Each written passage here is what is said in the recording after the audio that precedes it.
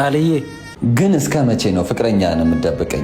የትኛዋ እድለኛ ነች እንዳንተ ስኬታማውን አፈፍ ያደረገችው? ምን አይነት ቆንጆ እንደሆነች እስካያቸኩያለሁ።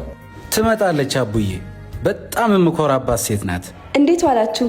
ምን ልታዘዝ? ቃልዬ ቆይ ቻቻ፣ ቃልዬ አልካት እችን ነው?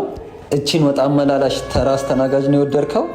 እኔማ አንድ ትልቅ ቦታ ያለችን ሴት የወደድክ መስሎኝ ነበር። ትልቅ ስህተት እየሰራ ነው ማለት ነው። አንተ ሰው የምትለካው ባለባበሱና በስራው ነው።